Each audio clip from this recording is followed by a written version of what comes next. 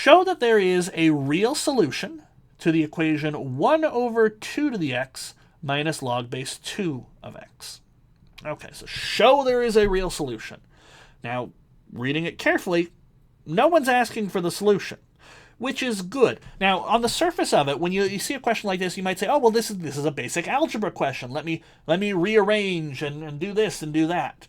And yeah, you can do things like rearrange this. I'm pretty sure, somebody could start off doing this and bring the log base 2 to the other side, and then say, well, how about we do a reciprocal so we can bring the 2x up, and the reciprocal of log base 2 of x, I believe, is something like log base x of 2, and things like that.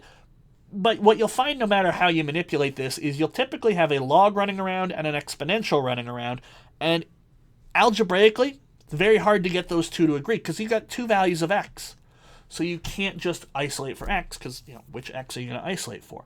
So you can try and play around with it and actually get a direct solution, but if you read the question, no one's asking you to solve this, which suggests that maybe this question, while this equation will have a solution, that's what we're here to show, maybe it's one of these situations where I can't grab my calculator and make it all work out. Maybe it's one of those instances where we're doing math beyond computation, math beyond just the basics of numbers, and trying to really understand the structure of what's going on. So, in terms of showing that something can happen, there's a wide array of results out there that don't just give you a construction, give you a calculation. And the one that we're going to use is the intermediate value theorem. Okay? Now, the intermediate value theorem, we got things that we've got to do. You have to have a single function. In this case, it'll be in terms of x. You want it to be equal to some fixed value. You need your function to be continuous over a closed interval. Closed interval is super important. This question doesn't have a closed interval, so we're probably going to have to find our own. And then you have to show that the target value, which will probably be 0 in this case, is between f at a and f at b with your function. Okay? Now, just looking at this, I would say it's pretty clear to start off with that our function that we're going to work with is 1 over 2 to the x minus log base 2 of x. Okay? That's probably what we're going to go with. Okay? But you want to have that very nice and clearly declared so whoever's reading your intermediate value theorem work can see and understand your justification. That's the big thing here. It's not about that final answer of yes, there is a solution, because that's going to be very underwhelming. Anyone who tries to answer this question will at the end say, yeah, here's a solution. I guarantee you there's a solution. It's about showing that we have been able to check off the various preconditions, the things going into the intermediate value theorem. That's why you got to be so careful with this. So here's my function. I'm going to say, hey, let's I usually use capital D, not always, but I usually use capital D for my target value. Okay? And what we want to show there is some x. So f of x is equal to d. Okay? We might even just say so that f of x equals 0, maybe not call d out specifically as a value. But, if you want to stay organized, if you want things to be nice and readable, yeah, it's a good idea to say, look, this is my target value. Okay? All right.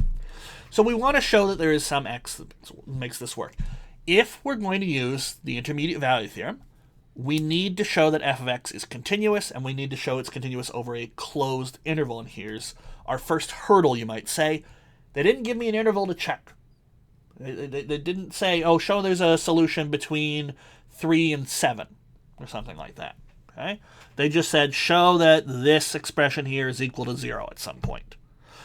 So we might have to go and do a little bit of fishing. And the more you practice intermediate value theorem questions, the more you might start coming up with something that might be a reasonable interval. Okay? If we saw a lot of trig functions, I might start saying, well, maybe from 0 to pi, or check values at pi by 4 and pi by 3 and things like that. Here, what I'm seeing is bases of 2. Okay? So I know that I'm going to eventually, right? This is planning for later. Eventually, I got to show that d, my 0 here, this d value, is between f at a and f at b. I don't know in which direction. I'll just write fb is the lower one. But I'm going to have to actually figure out what these values are and be able to say, yep, this one's positive, this one's negative. And so to make that calculation easy on me, I want to be mindful that I should make the endpoints of whatever interval nice to plug into a log. So trying to think of intervals like what numbers go into log base 2 nicely? Powers of 2. So things like a half. Log base 2 of a half is -1. Log base 2 of 1 is 0. Log base 2 of 2 is 1. Log base 2 of 4 is 2. Choosing powers of 2 will probably make my life easy. 2 to the x, well, in terms of calculating 2 to the 1/2, well, that's square root 2, but that's not going to be easy to eventually take a do a subtraction with. So I think I'm probably going to try and stick to maybe integer values. Now, is integer powers of 2. Now, is that guaranteed to work? No. It might be that the interval I need to use is something like 3/10 to 7/20 or something like that. I don't think that, but you should always be open to the possibility.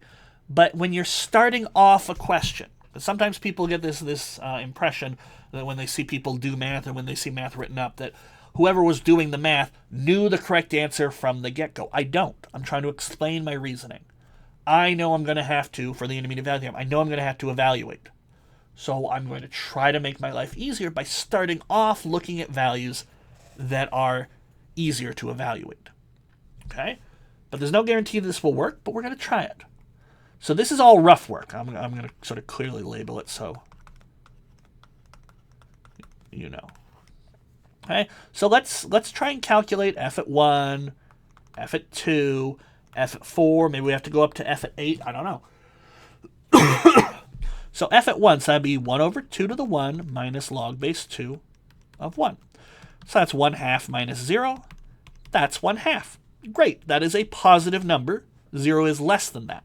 If f at 2 is negative, for example, then I have my bigger number and my smaller number. If f at 2, let's just imagine f at 2 is 1/4 or something like that, or let's say 1/5. Okay? Well, then maybe f at 4 is the negative value and we want to be between these. Or maybe, again, I'm way off. Okay? I don't know. And that's an important thing to be comfortable saying in math. I don't know, but I'm willing to try. All right, f at 2, so that'd be 1 over 2 to the 2 minus log base 2 of 2. This is going to work. So that's 1/4 minus, right, the 2's cancel out, so minus 1. So this is negative 3/4. There it is. There's my negative value. There's my positive value. Okay, so as long as I know I'm continuous between 1 and 2, I'm going to get my inequality. So we're done the rough work.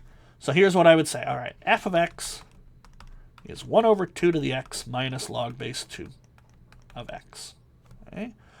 F of x is continuous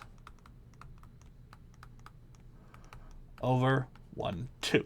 Okay? Now, it is continuous, but if you're going to use the intermediate value theorem, it's probably best to say something a little bit more than, yeah, it's continuous. If you're going to use the intermediate value theorem, of course it's continuous. Maybe try and explain it a little bit. So here's what I would do. I would say, look, this part here is a logarithm. Okay? Logarithms are continuous wherever they're defined, which is on positive real numbers. What have we got here? 1 over 2 to the x. Well, this on its own is also 1/2 to the x. This is an exponential. Exponentials are functions are continuous wherever they're defined, which happens to be on all real numbers. And what do we have? We have the difference of two continuous functions. So f of x will be continuous where it's defined. Right? Give this a little explanation. It's continuous. Why is it continuous? Because it's the difference. So we'll say why? Because it's the difference of continuous functions. Right? So it's continuous. And why is it specifically continuous from 1 to 2? So it's continuous where it's defined. Where's the overlap between these two domains? Just the positive real numbers. Well, these guys are positive real numbers, so we're okay there. So, all right, I've got my function. I've mentioned it's continuous. Then I would probably say, look, notice f at 1 is, and I'd probably repeat the calculation because that was rough work a moment ago. This is 1/2. F at 2 is 1/4 minus 1, minus 3/4, as we saw. So f at 2 is less than or equal, actually it's strictly less than 0, which is less than or equal to 1. So we've got continuous, we've got the inequality, we've got the inequality there. So we're all set. Now we can say, look, then by the intermediate value theorem, or I like to abbreviate it as IVT. So by the intermediate value theorem, f of x will be equal to 0, or actually let's phrase it a different way. There will be some d, and it'll be between 1 and 2. I mean, we could say it's strictly between 1 and 2. It doesn't really matter how you say it. I'll use the closed intervals there. But we have some d in this interval, so that f at d is equal to 0. Okay? And then just in case, you're really trying to explain it to someone, you might say, that means that 1 over 2 to the d minus log base 2 of d equals 0, so d is a solution. Okay? And that's what we were asked to show. Show that this equation has a solution. Well, I just showed you there is some d that does this. I believe d is like 1.32 or something if you actually graph and try and approximate or something like that. But it doesn't matter. We're not here to find d. No one asked me for d. They just asked me to show that there is one. And with the intermediate value theorem, we managed to do it.